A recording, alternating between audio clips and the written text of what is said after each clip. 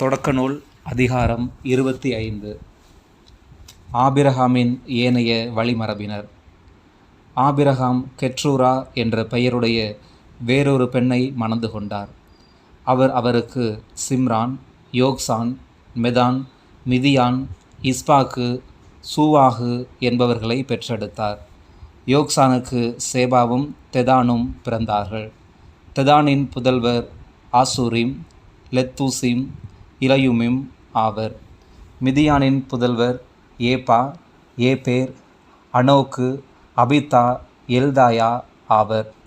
இவர்கள் அனைவரும் கெட்ரூராவின் புதல்வர்கள்.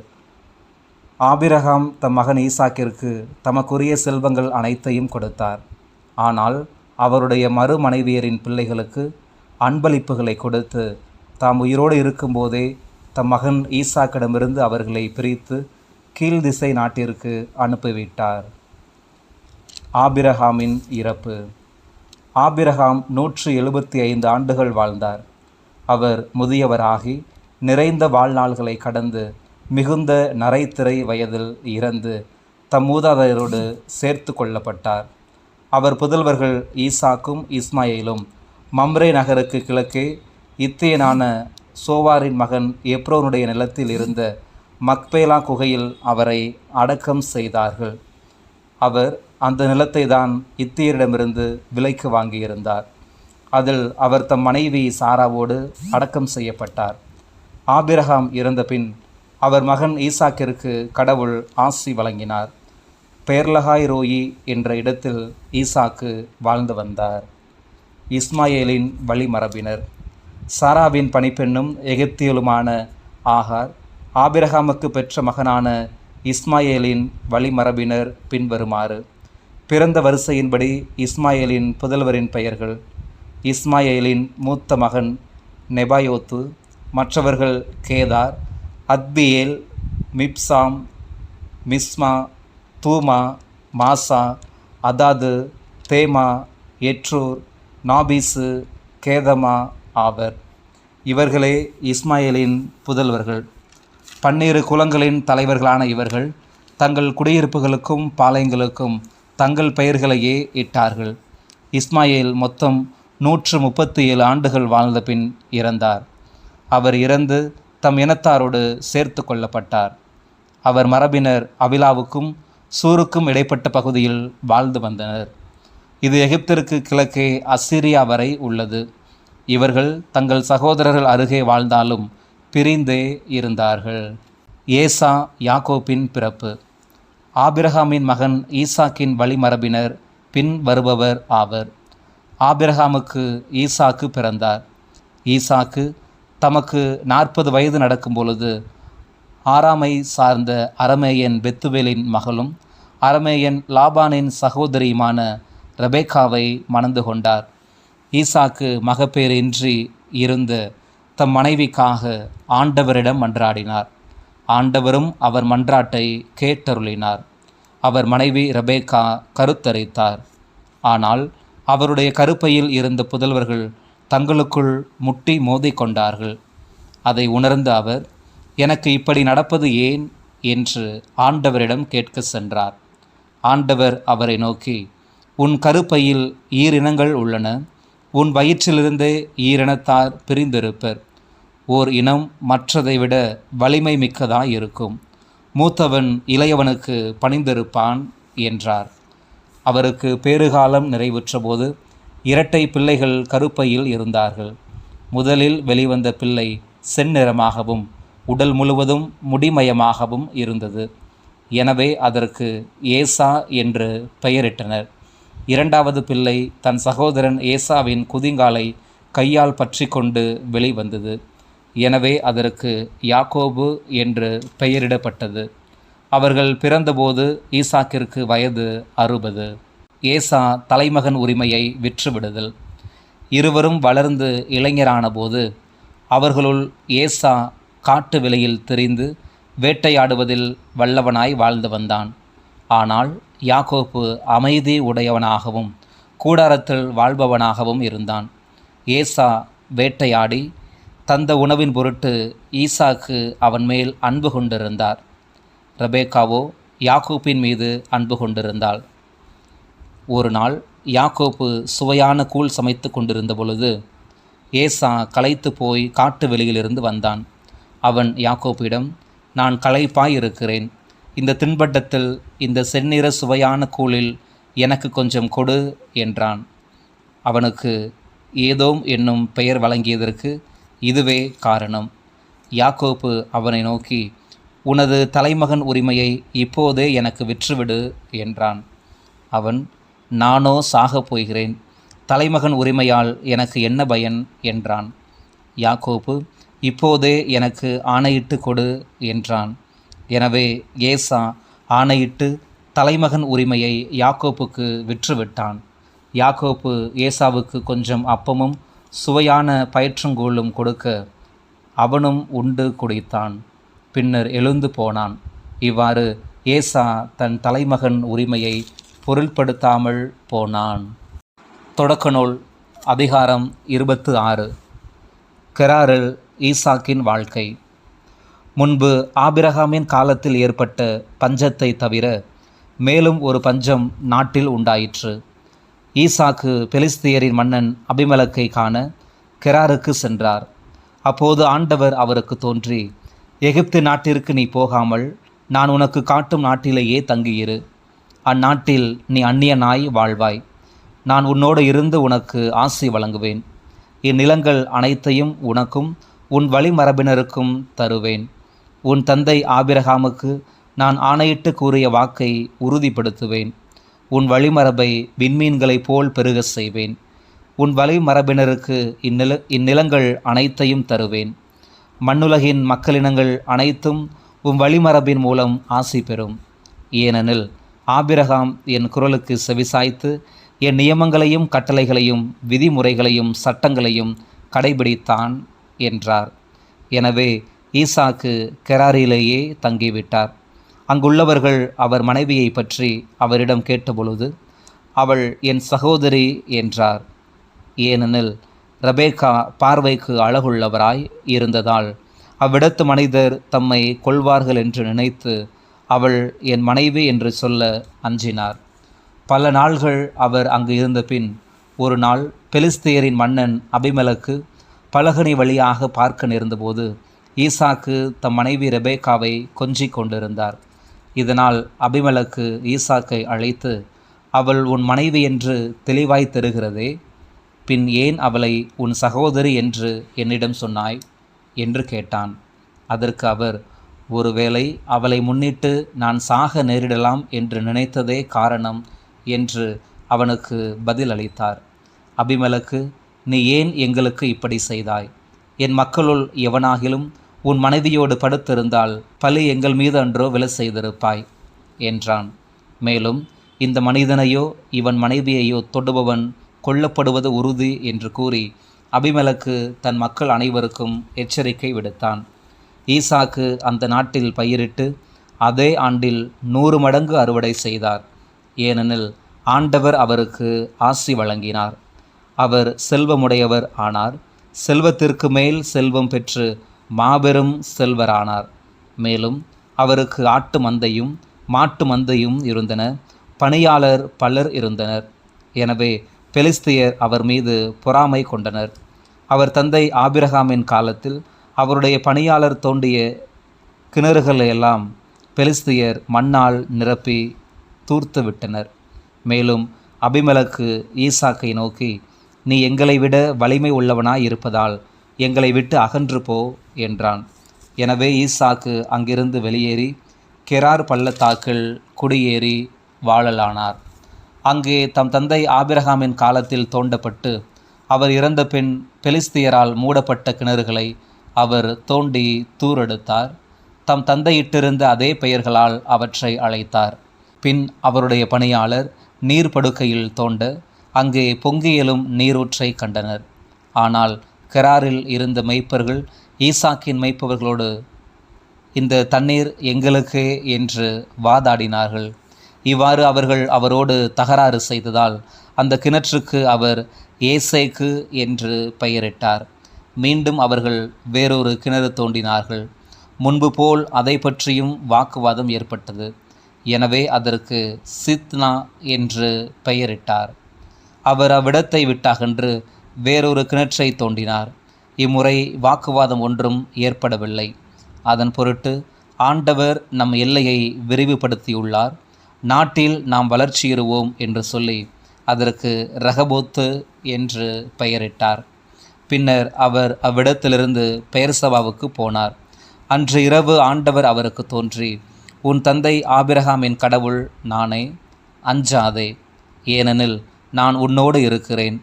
உனக்கு ஆசி வழங்கி என் ஊழியன் ஆபிரகாமின் பொருட்டு உனது வழிமரபை பெருகச் செய்வேன் என்றார். எனவே ஈசாக்கு அங்கே ஒரு பலிபீடம் கட்டி ஆண்டவரது திருப்பெயரை போற்றினார். அங்கே கூடாரம் அடித்து தங்கினார். ஈசாக்கின் பணியாளர் அங்கே ஒரு கிணறு வெட்டினர். ஈசாக்கு அபிமெலக்கு உடன்படிக்கை. அப்பொழுது கெராரிலிருந்து அபிமெலக்கு தன் உற்ற நண்பன் அகுசாத்துடனும் படைத்தலைவன் பிக்கோளுடனும் அவரிடம் வந்தான். அப்பொழுது ஈசாக்கு அவர்களை நோக்கி, நீங்கள் என்னை வெறுத்து உங்களிடமிருந்து விரட்டிவிட்டு இப்பொழுது என்னிடம் வருவது ஏன் என்றார். அவர்கள் மறுமொழியாக, ஆண்டவர் உம்மோடு இருக்கிறார் என தெளிவாக கண்டோம். ஆதலால் எங்களுக்கும் உமக்கும் இடையே ஓர் ஒப்பந்தம் செய்து கொள்வோம். நாங்கள் உம்மோடு உடன்படிக்கை செய்து கொள்வோம். நாங்கள் உமக்கு எவ்வித இடையூறும் செய்யவில்லை. உம்மை நல்ல முறையில் நடத்தி சமாதானமாய் அனுப்பி வைத்தோம்.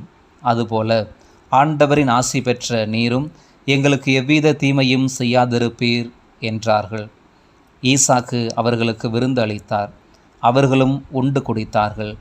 வைகரையில் அவர்கள் எழுந்து ஒருவருக்கொருவர் வாக்குறுதி அளித்தார்கள். பின் ஈசாக்கு அவர்களை அனுப்பி வைத்தார். அவர்களும் அவரிடமிருந்து சமாதானமாய் பிரிந்து சென்றார்கள்.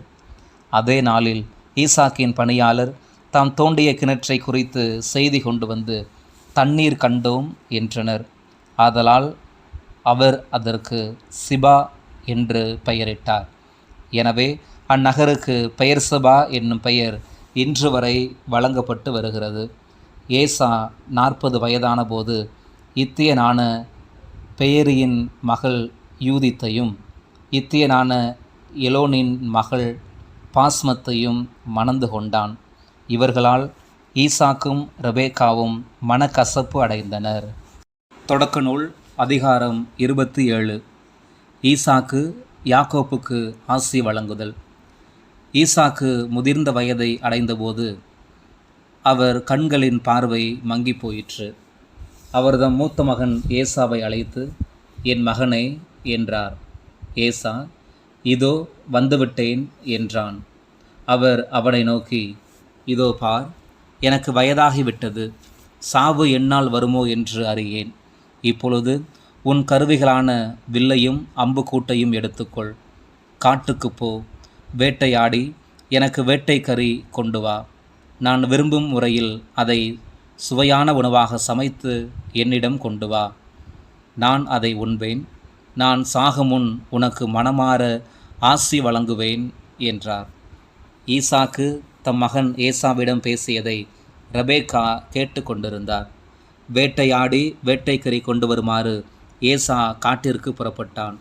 அப்பொழுது அவரது மகன் யாக்கோப்பை நோக்கி, உன் தந்தை உன் சகோதரன் ஏசாவுக்கு சொன்னது என் காதில் விழுந்தது.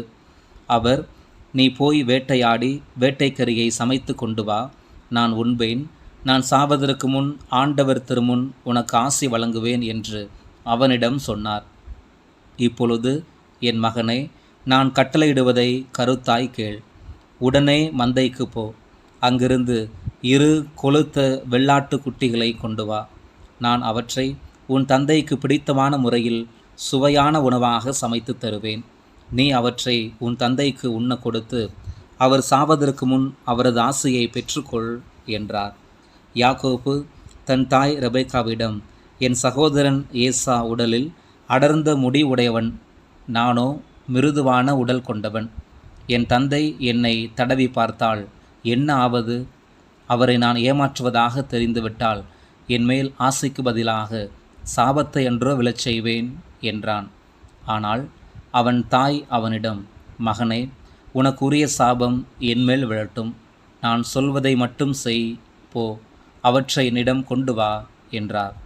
அவனும் அவ்வாறே போய் அவற்றை பிடித்து தன் தாயிடம் கொண்டு வந்து கொடுத்தான். ரெபேக்கா அவற்றை அவன் தந்தைக்கு விருப்பமான சுவையுள்ள உணவாக தயாரித்தார். மேலும் ரெபேக்கா தம்முடன் வீட்டில் வைத்திருந்த தம் மூத்த மகன் ஏசாவின் உடைகளில் சிறந்தவற்றை தம் இளைய மகன் யாக்கோப்புக்கு அணிவித்தார். அவருடைய கைகளையும் மிருதுவான கழுத்தையும் வெள்ளாட்டு குட்டியின் தோளால் மூடினார். அவர் சுவையான உணவையும் தாம் சுட்ட அப்பங்களையும் தம் மகன் யாக்கோப்பின் கையில் கொடுத்தார். அவனும் அவற்றை தன் தந்தையிடம் எடுத்து சென்று அப்பா என்று அழைத்தான். அவரும் மறுமொழியாக, இதோ மகனே, நீ எந்த மகன் என்று கேட்க, யாக்கோப்பு தன் தந்தையிடம், நான் தான் உம் தலைமகன் ஏசா. நீர் சொன்னவாறு செய்திருக்கிறேன். எழுந்து உட்கார்ந்து என் வேட்டை உணவை உண்டு மனமாற எனக்கு ஆசி வழங்கும் என்றான். ஈசாக்கு தன் மகனை நோக்கி, மகனே, இது உனக்கு இவ்வளவு விரைவில் எப்படி அகப்பட்டது என்று கேட்க, அவன், உம் கடவுளாகிய ஆண்டவரால் தான் எனக்கு இது நிகழ்ந்துள்ளது என்றான். ஈசாக்கு யாக்கோப்பிடம், மகனே, அருகில் வா, நீ உண்மையிலேயே என் மகன் ஏசாதானா என்று நான் உன்னை தடவி பார்த்து தெரிந்து கொள்வேன் என்றார். யாக்கோப்பு தன் தந்தையின் அருகில் வந்தான். ஈசாக்கு அவனை தடவி பார்த்து, குரலோ யாக்கோப்பின் குரல், கையோ ஏசாவின் கைகள் என்றார். அவனுடைய கைகள் அவன் சகோதரன் ஏசாவின் கைகளைப் போல் முடி அடர்ந்தவையாய் இருந்ததால் அவனை அடையாளம் கண்டுகொள்ளவில்லை. எனவே அவனுக்கு ஆசி வழங்கினார். மீண்டும் அவர், நீ உண்மையிலேயே என் மகன் ஏசாதானா என்று வினவ, அவனும் ஆம் என்றான். அப்பொழுது அவர், மகனே, உண்பதற்கு வேட்டை உணவை கொண்டு வா, மனமாற நான் உனக்கு ஆசி வழங்குவேன் என்றார். அவ்வாறே யாக்கோப்பு கொண்டு வர அவர் அதை உண்டார். பின் அவன் திராட்சை ரசம் கொண்டு வர அவர் அதையும் குடித்தார். அப்பொழுது அவன் தந்தை ஈசாக்கு அவனை நோக்கி, மகனே, அருகில் வந்து என்னை முத்தமிடு என்றார். அவனும் அருகில் போய் அவரை முத்தமிட்டான். ஈசாக்கு அவன் அணிந்திருந்த ஆடைகளின் நறுமணத்தை முகர்ந்து ஆசி வழங்கி உரைத்தது இதுவே, இதோ என் மகனிடமிருந்து எழும்பும் நறுமணம் ஆண்டவரின் ஆசி பெற்ற விளைநிலத்தின் வாசனையாம். வானின் பனித்துளியும் மண்ணின் செழுமையும் மிகுந்த தானியமும் திராட்சை ரசமும் கடவுள் உனக்கு வழங்குவாராக. நாடுகள் உனக்கு பணிபுரிந்திடுக, மக்கள் உனக்கு பணிந்திடுக. உன்றன் சோதருக்கு தலைவன் நீ ஆகிடுவாய். உன் அன்னையின் மைந்தர் உன் அடி பணிந்திடுவர். உன்னை சபிப்பார் சாபம் பெறுக, உன்னை வாழ்த்துவார் வளமுற வாழ்க. ஏசா ஈசாக்கிடம் ஆசி வேண்டுதல்.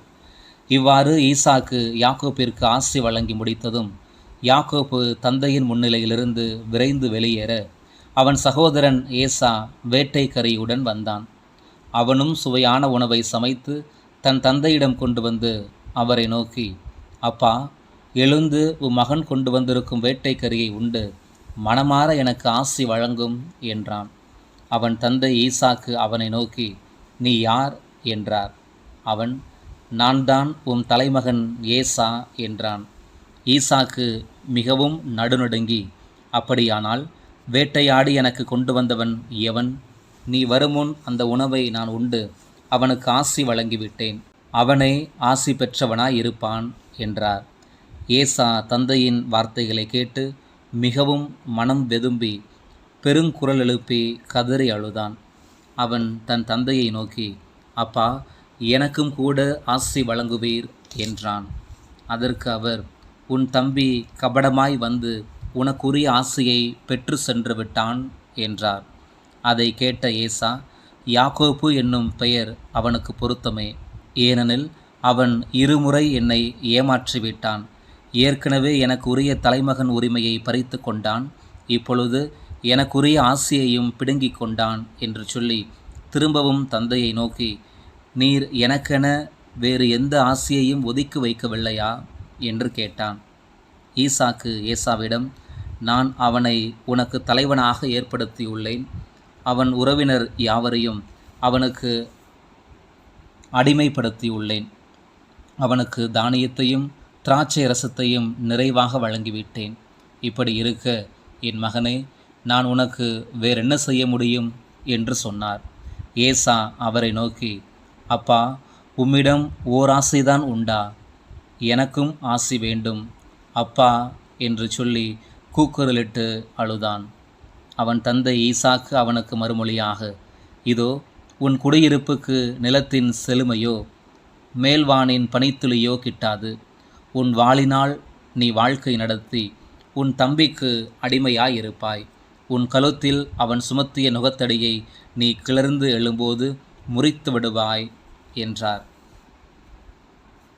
பெற்றோர் யாக்கோப்பை லாபானிடம் அனுப்புதல். தந்தையிடமிருந்து யாக்கோப்பு பெற்றிருந்த ஆசியை முன்னிட்டு ஏசா அவன் மீது வஞ்சினம் கொண்டான். என் தந்தைக்காக துக்கம் கொண்டாடும் நாட்கள் நெருங்கிவிட்டன. அதன்பின் என் தம்பி யாக்கோப்பை கொன்று போடுவேன் என்று தனக்குள் அவன் சொல்லி கொண்டான். தம் மூத்த மகன் ஏசாவின் திட்டம் பற்றி ரெபேக்கா கேள்விப்பட்டார். உடனே அவர் ஆள் அனுப்பி தம் இளைய மகன் யாக்கோப்பை அழைத்து, இதோ உன் சகோதரன் ஏசா உன்னை கொலை செய்து தன்னை தேற்றிக்கொள்ள விரும்புகிறான். ஆகையால் மகனே, நான் சொல்வதை கேள். உடனே கிளம்பி காரானில் உள்ள என் சகோதரர் லாபானிடம் ஓடிப்போ. உன் சகோதரன் சீற்றம் தணியும் வரை சில நாள் அவரிடம் தங்கியிரு. தனக்கு விரோதமாய் நீ செய்ததை ஏசா மறந்து கோபம் தீர்ந்த பின் நான் உனக்கு சொல்லி அனுப்பி உன்னை அங்கிருந்து இவ்விடத்திற்கு அழைத்து கொள்வேன். ஒரே நாளில் என் இரு புதல்வர்களையும் நான் ஏன் இழந்து போக வேண்டும் என்றார். பின் ரெபேக்கா ஈசாக்கை நோக்கி, இத்திய பெண்களை முன்னிட்டு என் வாழ்க்கை எனக்கு சலித்து போயிற்று. யாக்கோப்பும் இவர்களை போன்ற இந்நாட்டு பெண்களினின்று ஒருத்தியை மணந்து கொண்டால் என் வாழ்க்கை என்ன ஆவது என்றார். தொடக்க நூல் அதிகாரம் 28. ஈசாக்கு யாக்கோப்பை அழைத்து அவனுக்கு ஆசி வழங்கி கட்டளையிட்டு கூறியது, நீ கானானிய புதல்வியருள் எவளையும் மணந்து கொள்ளாதே. நீ புறப்பட்டு பதான் ஆராமுக்கு போய் உன் தாயின் தந்தையாகிய பெத்துவேல் வீட்டிற்கு செல். அங்கு உன் தாய் மாமன் லாபான் புதல்வியருள் ஒருத்தியை மணந்துகொள். எல்லாம் வல்ல இறைவன் உனக்கு ஆசி வழங்கி நீ பல இனங்களுக்கு தந்தையாகும்படி உன்னை பல்கி பெருக செய்வாராக. ஆபிரகாம் பெற்ற ஆசியை அவர் உனக்கும் உன் வழிமரபினருக்கும் வழங்குவாராக. அதனால் நீ அந்நியனாய் வாழும் இந்த நாட்டை, அதாவது கடவுள் ஆபிரகாமுக்கு தந்த நாட்டை உரிமையாக்கிக் கொள்வாய். இவ்வாறு ஈசாக்கு யாக்கோப்பை அனுப்பி வைத்தார். அவனும் பதான் அராமுக்கு சென்று அரமேயனான பெத்துவேலின் மகனும் யாக்கோப்பு ஏசாவின் தாய் ரெபேக்காவின் சகோதரருமான லாபானிடம் வந்து சேர்ந்தான். ஈசாக்கு யாக்கோப்புக்கு ஆசி வழங்கி அவனை பதான் அராமில் மனம் முடித்து கொள்ளுமாறு அங்கு அனுப்பி வைத்ததும், ஆசி வழங்குகையில் கானானிய பெண்களிடம் பெண் எடுக்கக்கூடாது என்று கட்டளையிட்டதும், யாக்கோப்பு தன் தாய் தந்தைக்கு கீழ்ப்படிந்து பதான் அராமுக்கு சென்றதும் ஏசாவுக்கு தெரிய வந்தன. ஈசாக்கிற்கு கானானிய பெண்களை பிடிக்கவில்லை என்பதை ஏசா அறிந்து இஸ்மாயேலிடம் சென்று, ஏற்கனவே தனக்கு இருந்த மனைவியரை தவிர ஆபிரகாமின் மகன் இஸ்மாயேலின் மகளும் நெபயோத்தின் சகோதரியுமான மகலாத்தை மணந்து கொண்டான். பெத்தேலில் யாக்கோப்பின் கனவு. யாக்கோப்பு பெயர்சபாவிலிருந்து புறப்பட்டு காரானை நோக்கி சென்றார். அவர் ஒரு இடத்திற்கு வந்தபோது கதிரவன் மறைந்து விட்டான். எனவே அங்கே இரவை கழிப்பதற்காக அவ்விடத்தில் கிடந்த கற்களில் ஒன்றை எடுத்து தலைக்கு வைத்து கொண்டு அங்கேயே படுத்துறங்கினார்.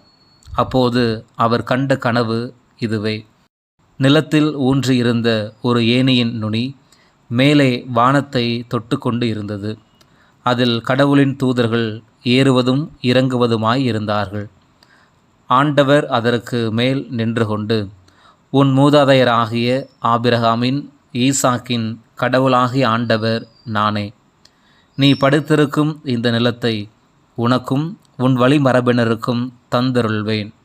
உன் வழிமரபோ நிலத்தின் மணலுக்கு ஒப்பாகும். மேற்கு, கிழக்கு, வடக்கு, தெற்கு திசைகளில் நீ பரவி செல்வாய். உன்னிலும் உன் வழிமரபிலும் மண்ணுலகின் எல்லா இனங்களும் ஆசி பெறும். நான் உன்னோடு இருப்பேன்.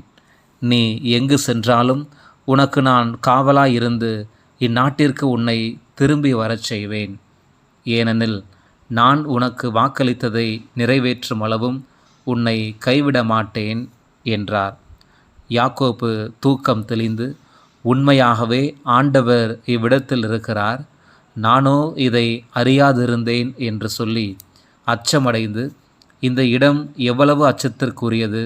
இதுவே இறைவனின் இல்லம், விண்ணுலகின் வாயில் என்றார்.